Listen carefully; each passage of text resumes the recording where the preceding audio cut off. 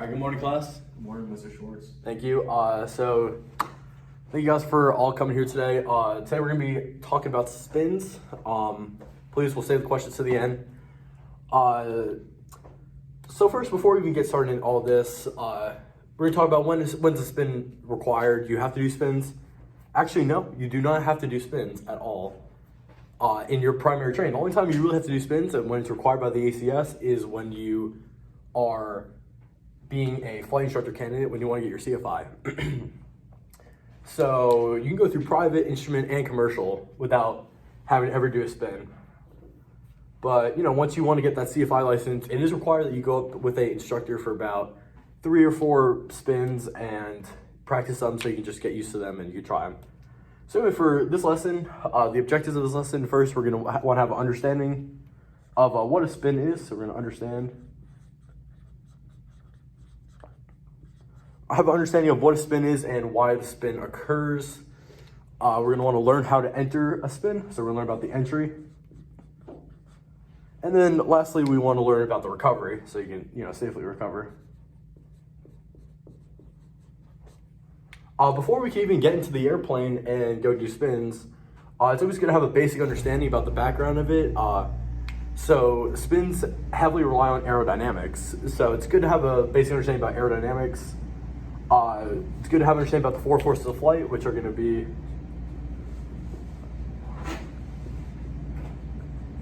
lift, weight, thrust, and drag. And if you're to the point where you're going to be doing spins, you should already have a pretty good understanding of that. It's also good to have an understanding of what the angle of attack is. So the angle of attack is, of course, it's going to be the angle between the chord line of the airfoil and relative wind. Also, your critical angle of attack.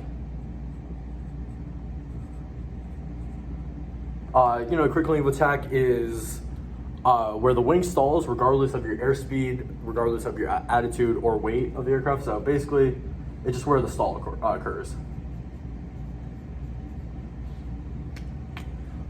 Next, we want to kind of look at our aircraft we're going to be doing the spin in, and we're going to try to see if we're even allowed to do spins in it. So here at Middle Georgia, we have Piper Archers.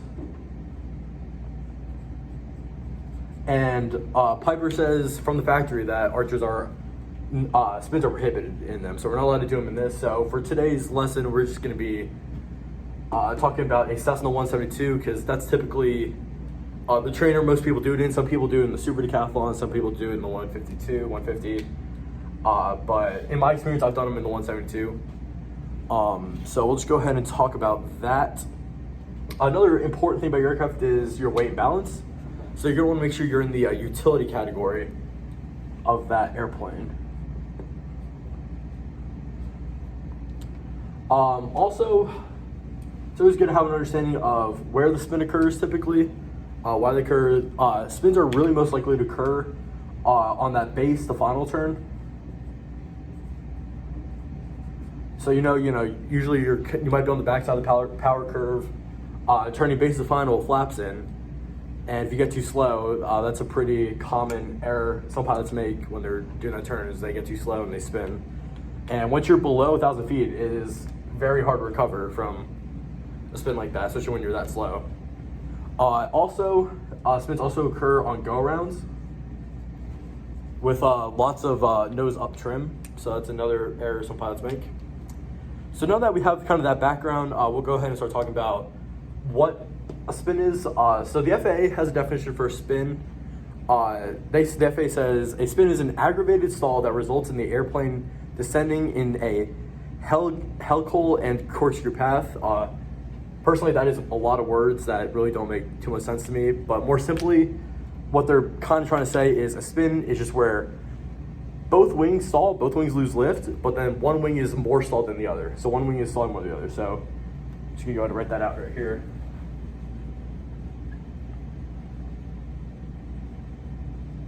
Both wings stall, and then one wing is stalled more deeply.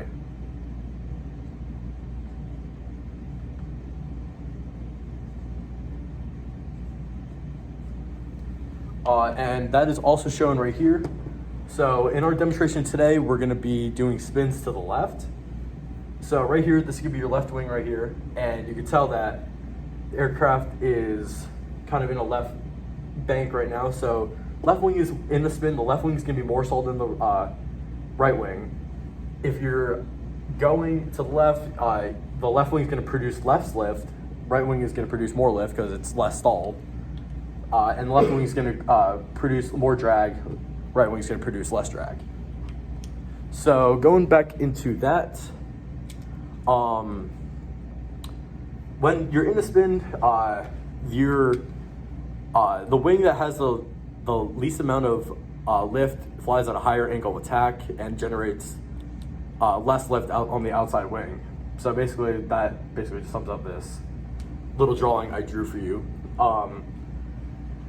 So yeah, like I was saying, a spin is where both wings stall, but one wing stalls more than the other.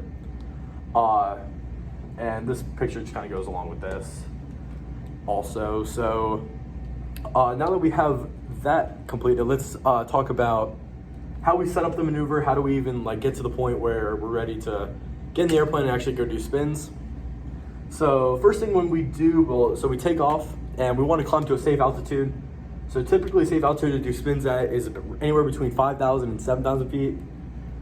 In my experience, that's what I've done them in with my instructor. So 5,000 to 7,000 feet, typically, I mean, you can do them a little higher if you want. It's probably not too smart to do them a little lower. But once we're at that safe altitude, once we're in cruise flight, we're gonna want to perform our pre-maneuver checklist.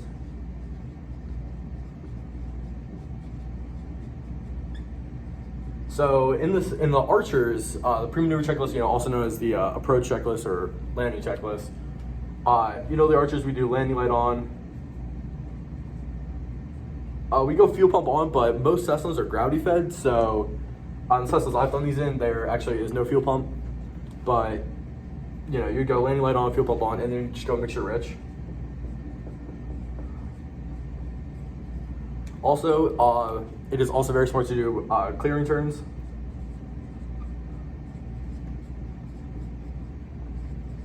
So clearing turn is you turn left 90 degrees first, looking out for traffic, you're staying in the sky, and then you turn right 90 degrees back to your original heading. And yeah, so once you go 90 degrees left, and then 90 degrees right, 90 right. So next, once you're ready for the maneuver, you want to keep a good amount of power, and you kind of want to get into a departure stall. But some people do them full power. How I've done them, I've kept 2100 RPM, and then I pitched the nose up to about 20 to 30 degrees nose up. Which, if you've done departure stalls, it's very hard to get the nose to even go past 20 because you're pulling pretty much all the way back. So you really want to get all that energy out, and you want to keep a good amount of power in so the spin can develop. So once you are at that 2100 RPM, 20, 30 degree nose up, you're going to start slowing down a lot. And once you start hearing that stall horn around 60 knots, 60, 55, whatever your aircraft stalls at, it's going to be depending on weight too. You're going to want to press the rudder in. So then we're going to press the rudder in. So we're going to enter the spin. So we're going to go rudder in the direction of the spin. Rudder direction of spin. So we're going to do a spin to the left. So we're going to do left rudder. So for us, it's going to be left rudder. And we're going to let that spin. Once we get in it, we're going to let it fully develop. We're going to do 1 or 2 rotations usually. So we'll just do 1 to 2 rotations.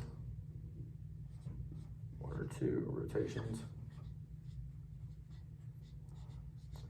And then once that spin develops and we're in that spin for 1 or 2 rotations, we're going to want to recover from that spin because we're probably losing altitude pretty quickly. So to recover from a spin, we're going to use the acronym PAIR. So the P in PAIR is going to be power idle. The A, we're going to go ailerons neutral.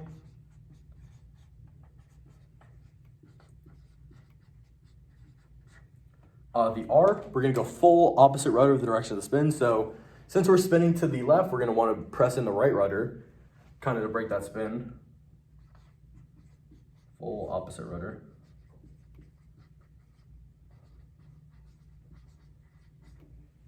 And once that spin is broken, we're gonna go elevator down.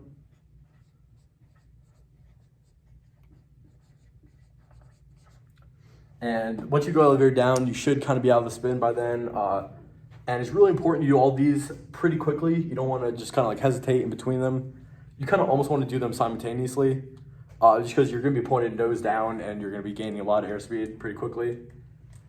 And yeah, so after that, you just go back up to you start pulling back up. It is easy to kind of fall behind the aircraft per se, and you got to keep the aircraft coordinated when you're recovering from the spin, because it could lead to another spin if you pull back up too quickly, or secondary stall. So it's important to keep the airplane coordinated. So that's a common error a lot of people make, is not keeping that airplane coordinated. So yeah, that's pretty much everything has to do with spin. So we have an understanding of what a spin is. Of course, both when we saw one than the other. That's kind of how spins happen. We have our understanding of what it is, why they occur. To recap, they occur typically on a base to final turn when you're going slow, and that's kind of where they occur also. We know how to enter a spin, how to set it up, how to enter it, and then lastly, we went over our recovery. So we have the recovery here, the PAIR acronym.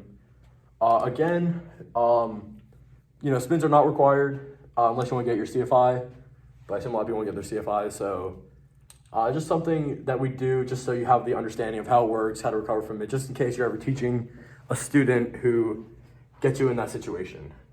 So yeah, go Knights.